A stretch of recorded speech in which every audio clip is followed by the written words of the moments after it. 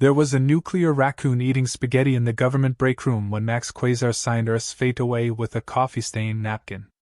To be fair, the raccoon was more metaphor than mammal, a hallucination brought on by the janitor's third unauthorized sip of quantum coolant. But in that moment, Max didn't flinch. Because a glowing, 12-eyed alien diplomat was standing across from him, offering Earth a single slot in the Universal Trials, a galaxy-wide tournament where losing meant planetary extinction. And Max, who still had toilet paper stuck to one shoe, grinned like a man who'd just won the lottery by mistake. No backup needed, he said. And just like that, Earth was screwed. Max wasn't supposed to be there.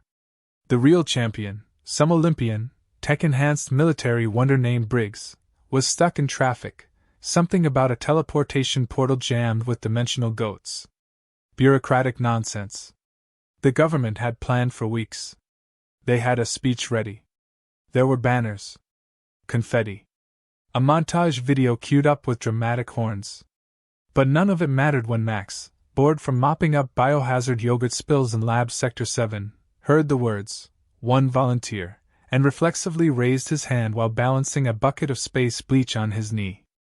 The alien diplomat, bound by ancient rules and intergalactic paperwork, could only nod solemnly and mark Earth's candidate as selected. Final. Permanent. The problem wasn't that Max was unqualified.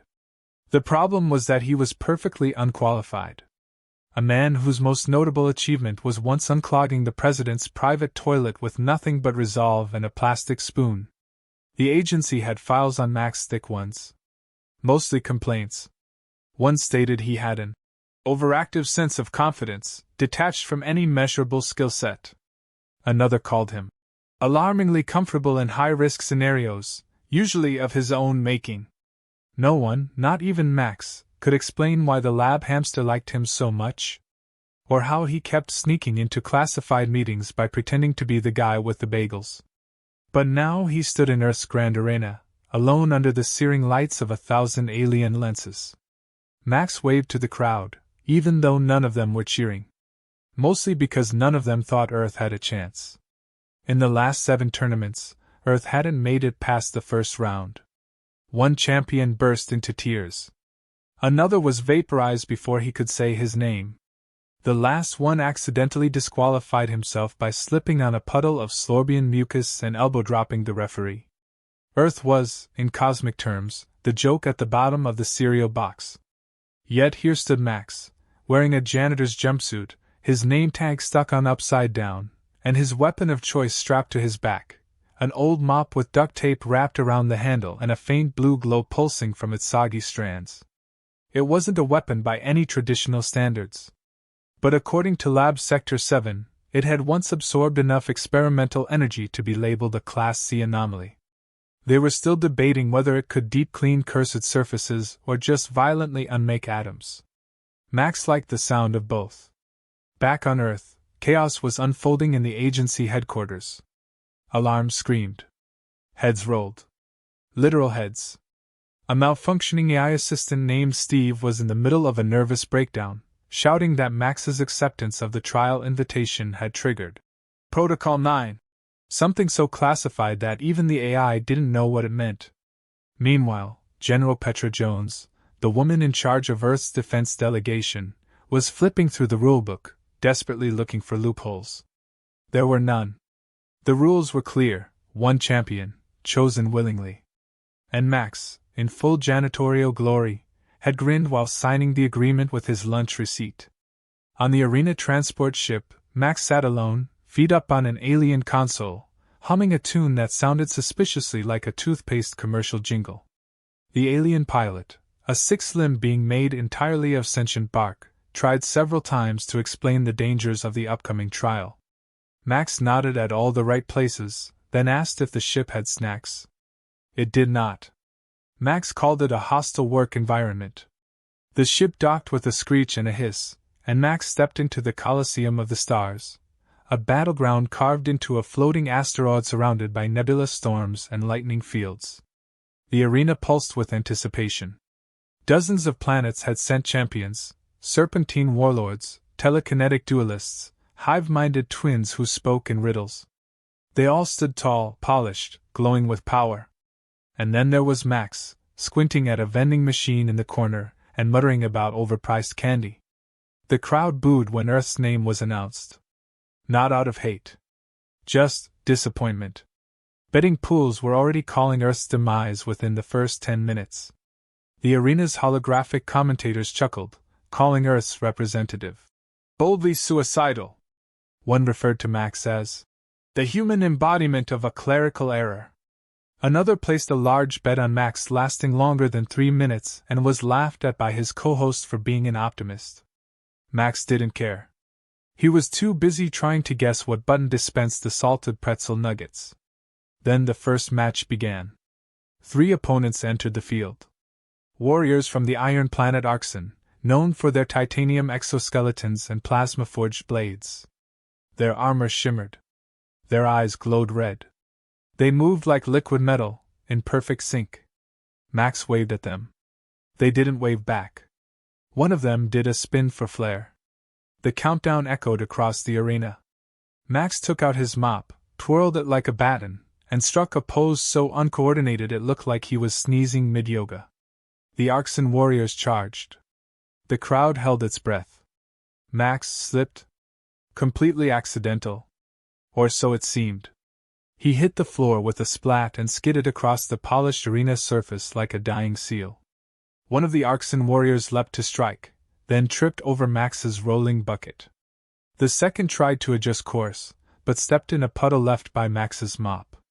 The third hesitated for half a second too long, confused by Max's apparent incompetence.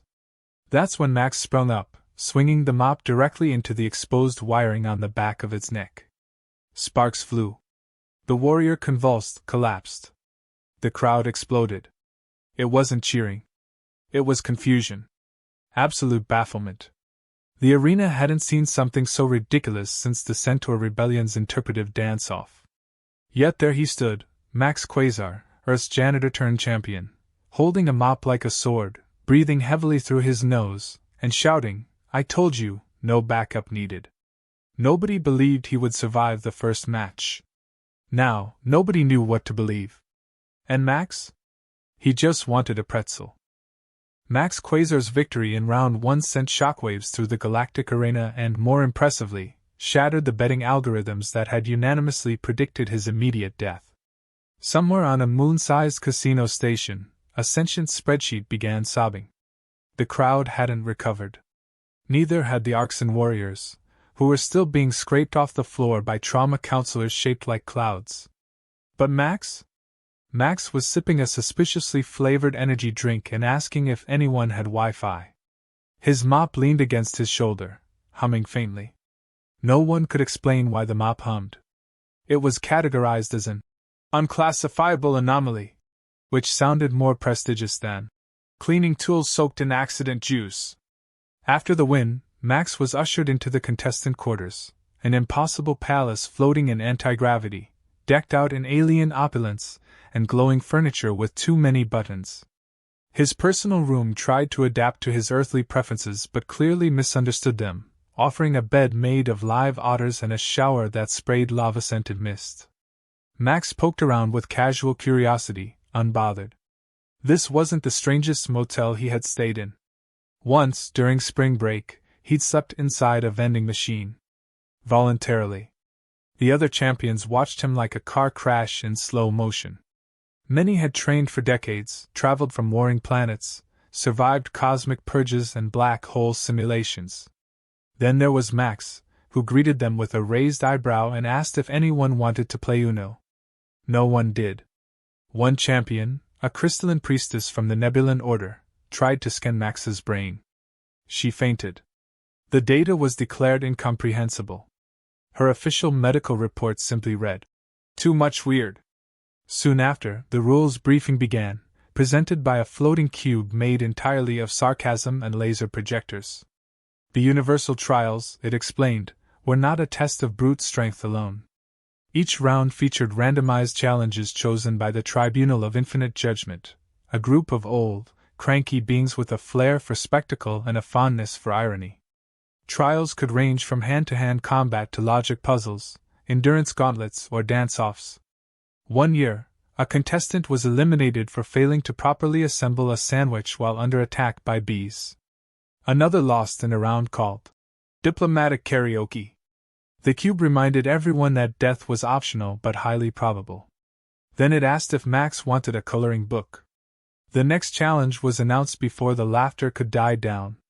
Max would face the gladiator bots of Planet Arxon in a full combat elimination round.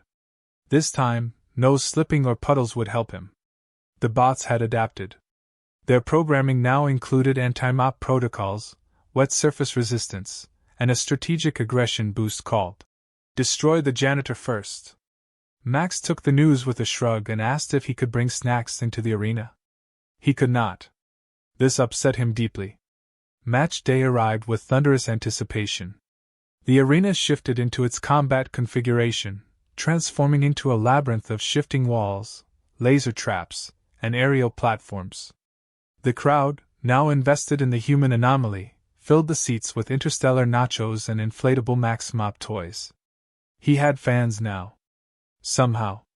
One group of reptilian beings had even started a chant that sounded like someone gargling gravel but translated loosely to Mop Daddy Supreme. Max entered the battlefield with his usual swagger, twirling the mop like a baton and waving to the crowd as if he were in a high school talent show.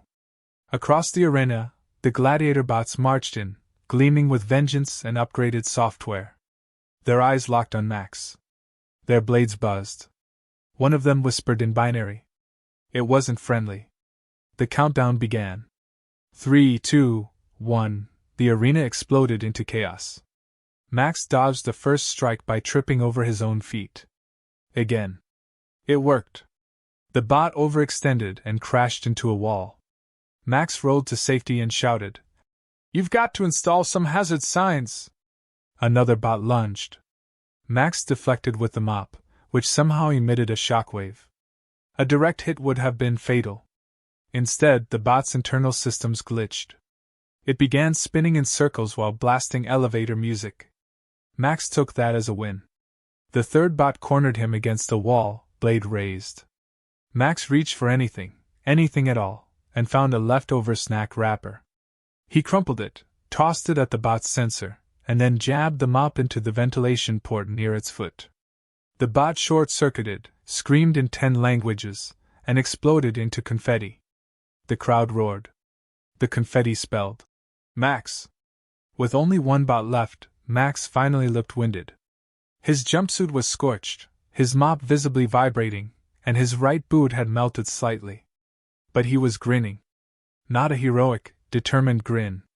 More like the smile of a man who just figured out how to microwave soup without a bowl. Unnatural confidence.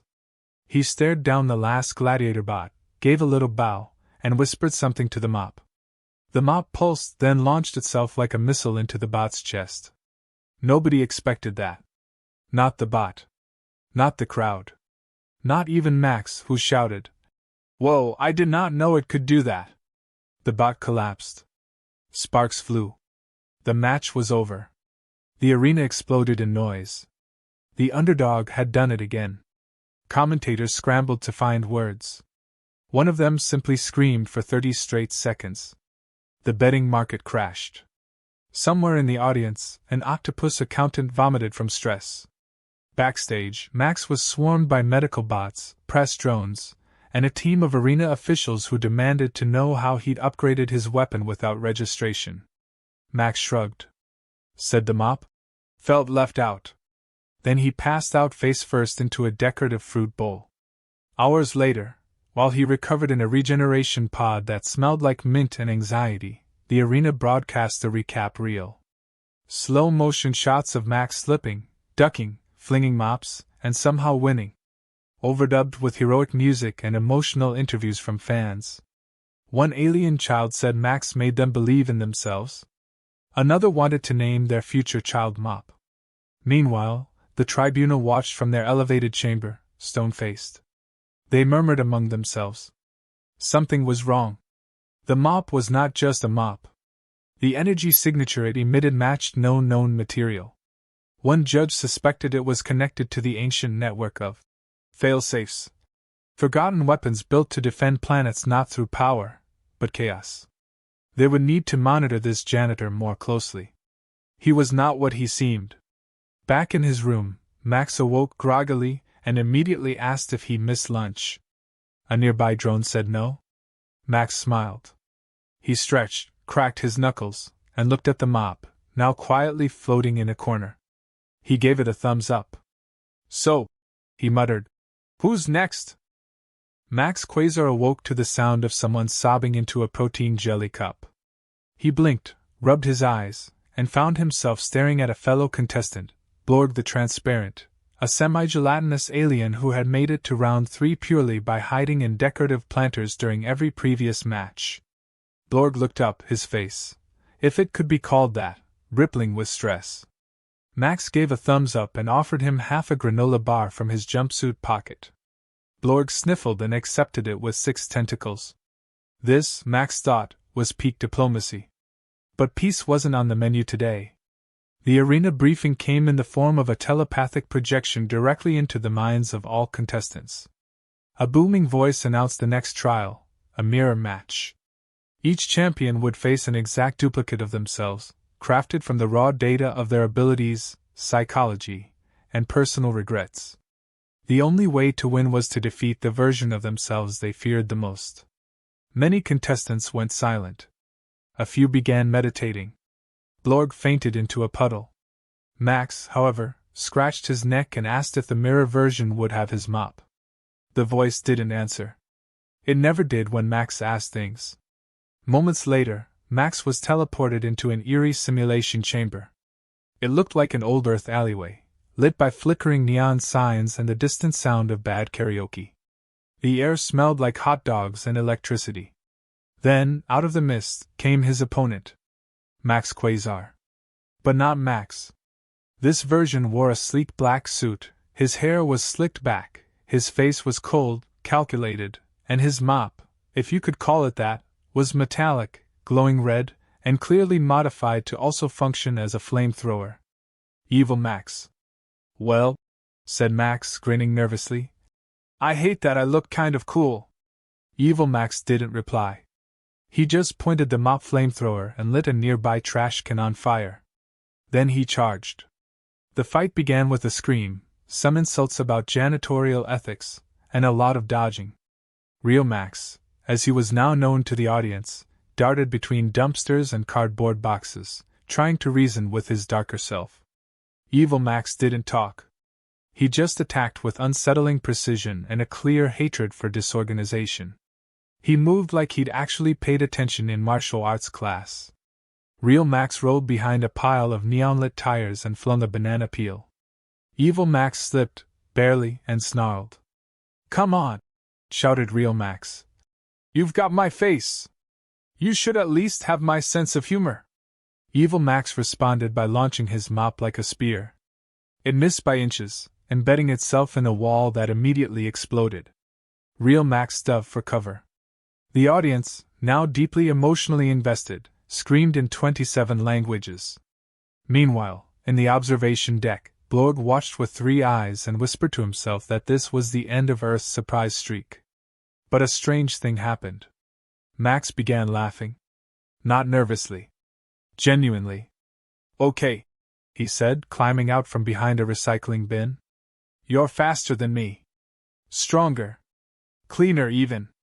But you forgot one thing. Evil Max paused, tilting his head in curiosity. I'm not afraid to look like a complete idiot, said Real Max.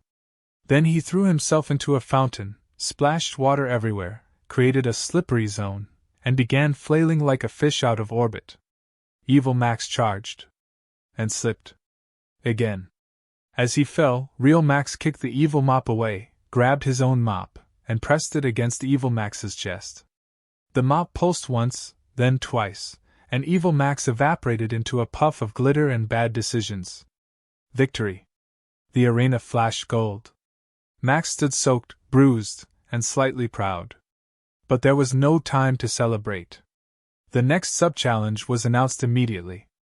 A multiplayer trial titled The Puzzle of Betrayal. 4 contestants would work together to solve a series of mental and physical puzzles under a strict time limit. Fail, and all 4 would be eliminated. Succeed, and only the one who contributes the most would advance. Max was grouped with Blorg, a telepathic warblimp named Nashian 7, and a robotic strategist called Vrex. The room they entered looked like an ancient temple crossed with a Rubik's Cube, rotating walls and glowing tiles everywhere. At first, the team worked well.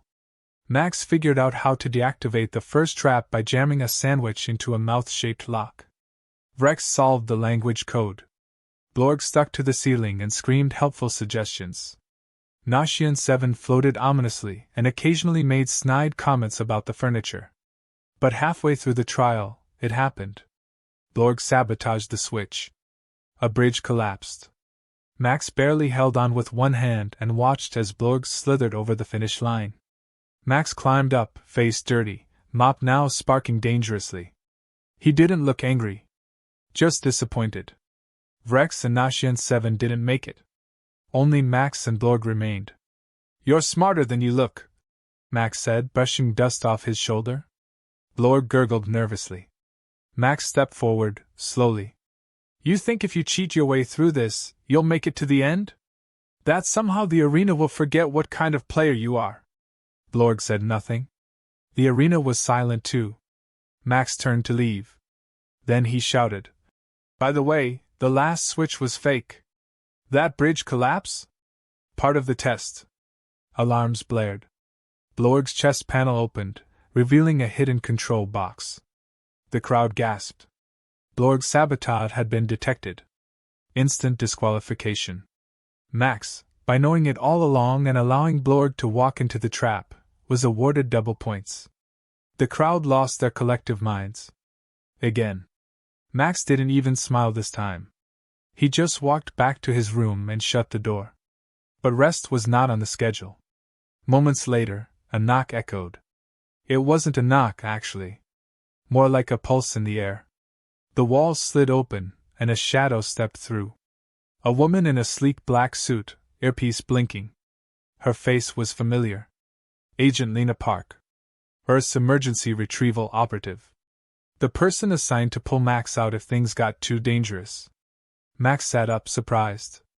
Park looked around like she expected hidden cameras. "I've been trying to get here for 3 rounds," she said. "You were never supposed to be chosen." Max raised an eyebrow. "Tell that to the raccoon that offered me the contract." "You've proved enough," she said. "Come home before the final rounds. We'll find another way." Max looked at her, really looked. The agent wasn't just following orders. She was worried. About him. But Max only shook his head. "No backup needed," he said quietly. "Not anymore." Park paused. Her eyes softened, but she nodded. Then she handed him a small device. "A beacon. If you change your mind," she said, "press this." And then she was gone, leaving Max alone with his mop, a half-broken snack dispenser, and a decision. He held the beacon for a long time, then tucked it into a drawer. He didn't press it. Because Max Quasar wasn't running anymore. He was here to win. The arena didn't announce it with fanfare or warning. No trumpets. No dramatic spotlight. Just a quiet message beamed into every champion's mind at once, like a whisper from something too ancient to scream. It said the next round would be different. No illusions. No tricks. This time, it was real. Permanent. Death would no longer be a reset. The Universal Tribunal had lifted the safety failsafes. The next match would be fought without resurrection protocols. The stakes had changed. Everyone felt it. Even the walls seemed to tighten. The air got heavier. Laughter vanished. Fear took its place. Max stood in the hallway outside his chamber, spinning the mop slowly in his hand. The once faint glow of its soaked bristles had become a steady throb, as if the object sensed the shift too. It was no longer just a quirky anomaly.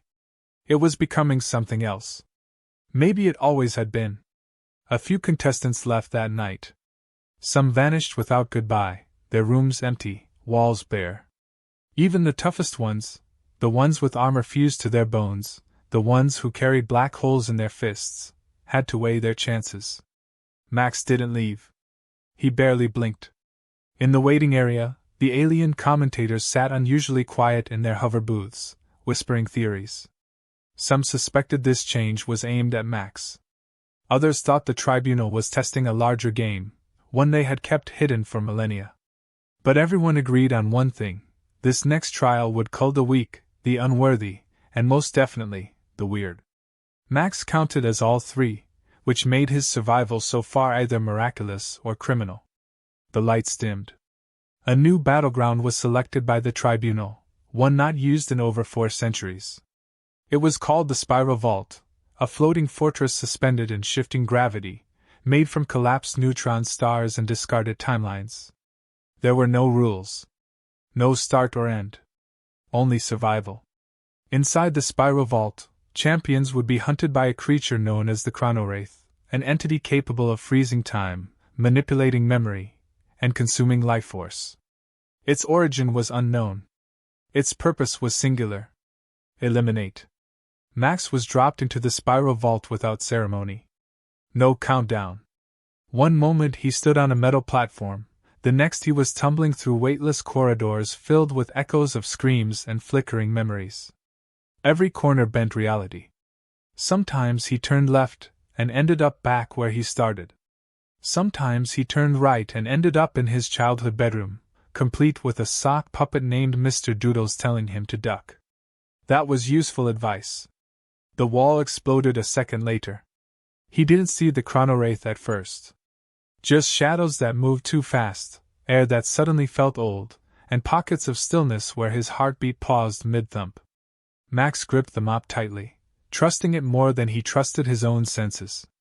It guided him through rooms that didn't exist a second ago, whispered strange impulses into his hands, and once forced him to slide down an elevator shaft screaming the chorus to a song he hadn't heard since 3rd grade.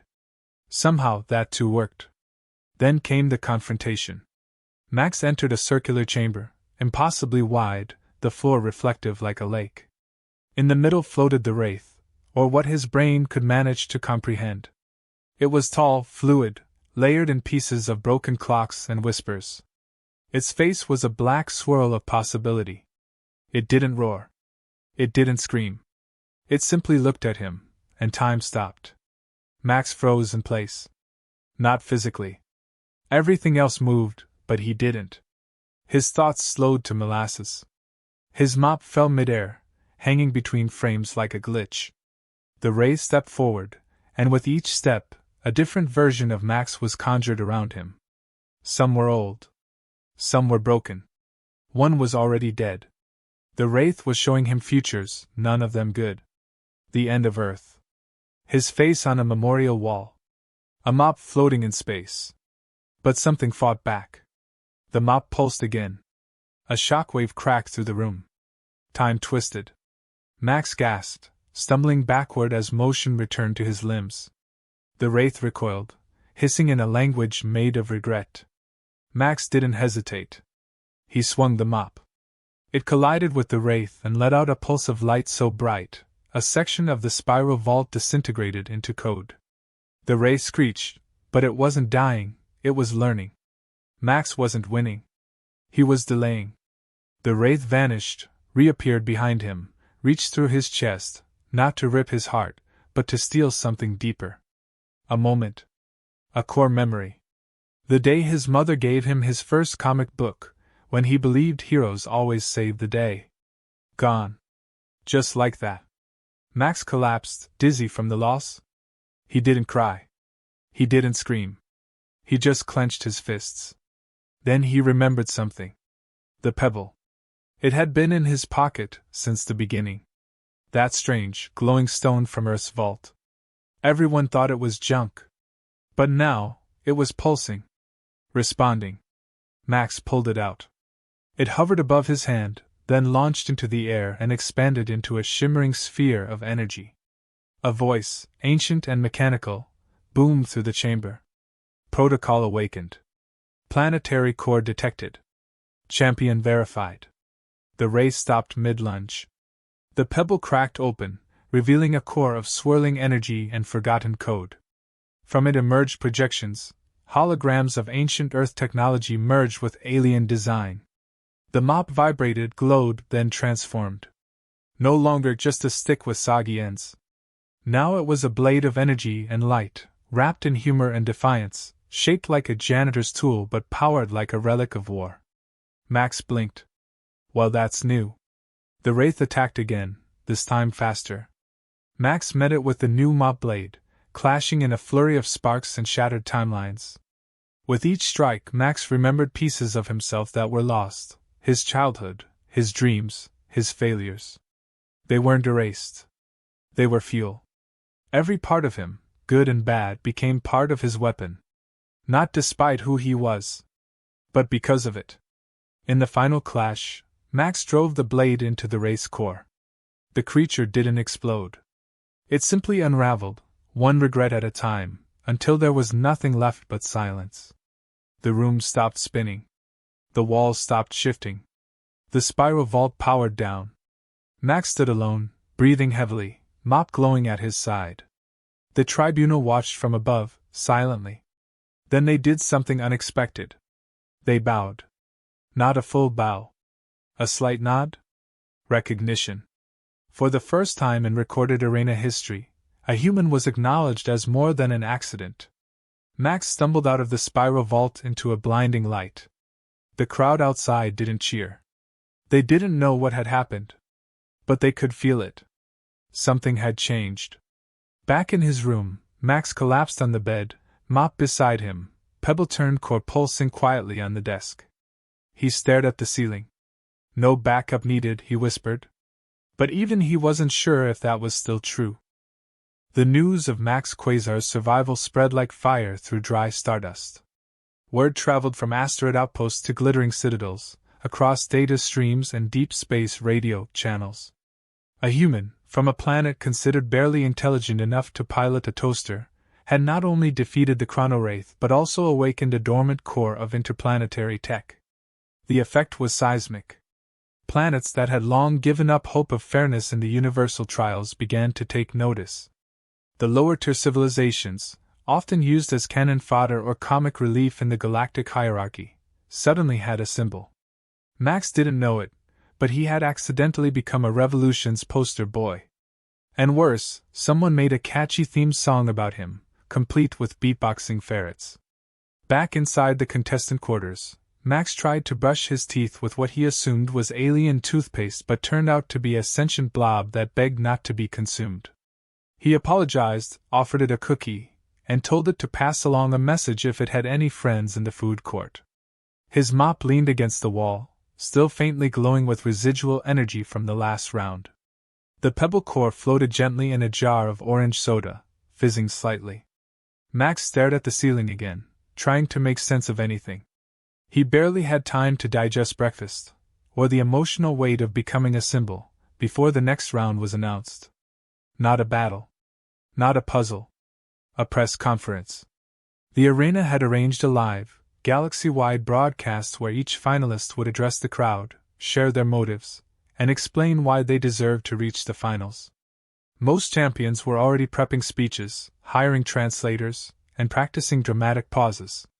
Max, on the other hand, asked if he could bring snacks. The galactic stage was set in a vast floating auditorium that looked like a symphony hall crossed with a spaceship.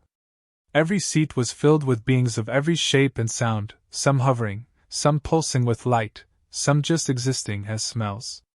Max sat backstage, fidgeting with his mop and wondering if anyone had seen his lucky sock. When his turn came, he stepped into the light, squinting, awkward, and unshaven. Cameras hovered. Streams opened. Billions tuned in. He didn't have a speech. He wasn't even sure what to say. So he didn't say anything profound at first. He just talked. About Earth. About how people fight every day to survive traffic, bills, heartbreak, soggy cereal, and the occasional existential crisis. He told them he wasn't a soldier, or a genius, or a chosen one. He was a guy who once fixed a broken coffee machine by kicking it the right way. And when he found himself accidentally representing Earth, He didn't run because deep down, he thought maybe that coffee machine moment meant something. The crowd laughed at first, then grew quiet. Max kept going. He talked about the other champions he'd met. How the arena wasn't just testing strength, it was testing what people would do when they had nothing left. He talked about the unfairness. About the games being rigged against the underdogs. And how, even knowing that, he still refused backup. Because sometimes, one person standing up is louder than 1,000 sitting down. And if that one person can make others laugh, think, or hope, then maybe that's enough. By the time he was done, the auditorium was silent. Then it erupted. Not in forced applause, but genuine chaos. The underworld stations broadcasted the speech on loop. The rebellion planets began painting his face on walls. Max Quasar had said something true, and the universe, desperate for something honest, clung to it. His speech was dissected, remixed into dance tracks, and even misquoted by politicians trying to gain favor. Max had no idea. He just went backstage and ate 3 stale granola bars in silence. But the tribunal noticed. They always did. Later that evening, Max was sitting alone when the lights flickered.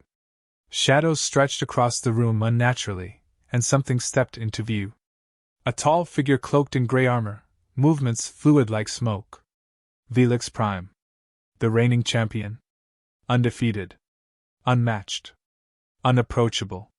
He had not spoken a word in centuries. His battles were so efficient they were often broadcast in slow motion to last longer. Velix studied Max, his voice deep and distant, like it was being channeled through time. "You are not what I expected," he said. Max blinked, halfway through a 4th granola bar. "You're taller than I imagined." Velix tilted his head. "The arena watches you. The tribunal fears you. But I do not." Max shrugged. "That's fair. I'm not a big fan of myself either sometimes." Velix stared a moment longer, then vanished, leaving behind the unmistakable scent of ozone and finality. Max knew what it meant. The next round would be the showdown. Him versus Velix. Champion versus janitor. The battle that would decide everything. But before the fight could begin, there was sabotage. In the middle of the night, Max was jolted awake by a silent alarm from the Pebble core. It pulsed erratically, then darkened. Someone had tampered with it. He rushed to his workbench, now filled with alien duct tape, strange tools, and one very confused sandwich, and found the core missing. The room was in perfect order, no signs of a break-in. It wasn't just stolen. It was removed by someone with access. He chased down the security logs. Blank. The system had been wiped. Then he noticed something small left behind on his mop handle. A single shard of reflective glass with a sigil etched on it. The mark of the tribunal. They were scared. Max sat down, the mop in his hands, the weight of everything pressing in.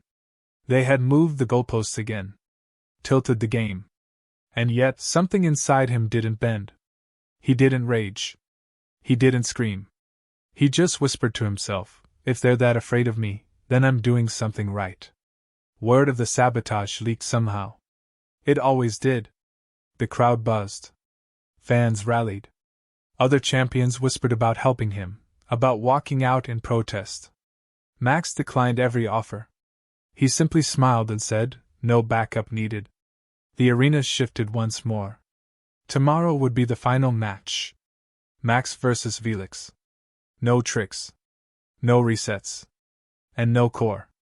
Just a man with a mop against a legend. No one expected him to win. Max wasn't sure if he would either. But for the first time, he didn't feel alone. Not because someone was beside him, but because across the galaxy, millions were finally watching, hoping, cheering, believing. And that, maybe, was better than any backup he could ask for. The final match was set against a sky that had never existed. The arena reconfigured itself into something ancient and symbolic, a battlefield suspended in the void, surrounded by shattered moons and echoes of forgotten wars. The ground was polished obsidian, etched with runes from 1,000 lost languages, and above it all loomed the tribunal's fortress, floating silently like a judge without a face. Billions tuned in, some with popcorn, some with prayers, all waiting to see Earth's champion fall. Felix Prime stood at one end of the platform, silent and monstrous, every inch of his armor forged from the remains of previous victors. He didn't blink, didn't speak. He had come to erase Max from existence, not because he hated him, but because the tribunal had demanded it. A glitch in the system had to be corrected. Earth's unexpected noise had gone on long enough. Max Quasar stood at the opposite end, holding a mop and wearing a jumpsuit patched with tape and a sticker that said "Please do not microwave." His face was unreadable, somewhere between determined and "What am I doing here again?" The Pebble Core was gone. The upgrades stripped. The last match had to be fought raw. His mop, though still warm to the touch, was quiet now, as if waiting to see what its bearer would become without help. The countdown began, not from 10, but from 3. No music. No dramatic voiceover. Just the deep, slow beat of a war drum made from the bones of stars. 3. Max adjusted his grip. He could hear his heart pounding in his ears, though it might have just been the echo of the audience's collective gasp. He didn't flinch. Not because he wasn't scared, but because he'd already made peace with the possibility of losing. The real question was how much noise he could make before going down. 2. Felix raised his blade. It pulsed with the energy of 1,000 conquered systems, hungry to add Earth to its legacy. His stance was perfect, calculated, inevitable. 1. Max smiled. Then he whispered something to his mop. It didn't respond. He swung it up anyway and shouted something completely unrelated to combat. "Let's dance, dishwasher." They clashed in the center, a blur of speed and fury. Felix moved like gravity belonged to him. Every swing of his blade tore through the air with precision. Max ducked, dodged, rolled, and occasionally tripped in a way that somehow worked. His mop deflected one strike, absorbed another, and then got flung across the field. Max went after it immediately, sliding on one knee, catching it just before Felix's blade would have sliced him in half. The crowd screamed. Somewhere, an old gambler fainted. Felix was silent. Efficient. Every move a masterclass in control. Max was chaos in motion. He used debris, reflections, even his own shadow to mislead, confuse, and survive. He wasn't trying to win. He was trying to make the fight last as long as possible, each second another middle finger to the tribunal's plan. Then came the turning point. Felix struck a blow that cracked the platform. Max stumbled back, bleeding, mop split down the middle. Felix approached without mercy, raising his blade for the final strike.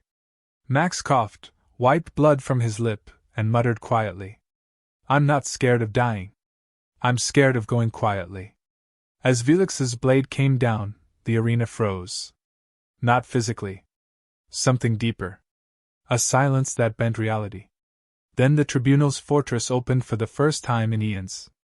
A beam of light engulfed the battlefield. A voice boomed from nowhere and everywhere. Final trial override initiated.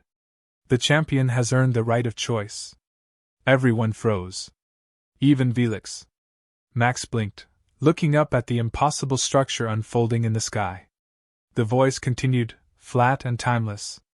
You may fight. Or you may choose. Save your planet.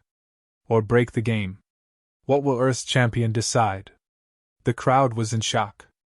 Even Felix, for the first time in centuries, lowered his weapon and stepped back.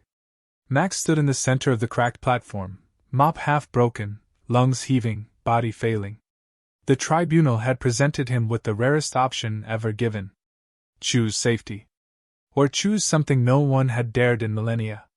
Max looked around. At the stars. At the crowd. At Felix. Then he looked down at his mop, broken but still pulsing faintly in his hand. He could end it now. Take Earth's win and walk away. But then he remembered what they did. How they rigged the system. Stole the core. Tilted the rules every time Earth got too close to surprising them. He looked up. I choose to end the arena. The entire galaxy gasped. The voice posed. Confirm. Max stepped forward. I said I choose to break your little game. No backup needed. Just me and this glorified broom. The fortress shook. The tribunal's light dimmed, flickered. The rules, older than civilizations, began to fracture. A storm of energy erupted from the sky, not destructive, but transformative.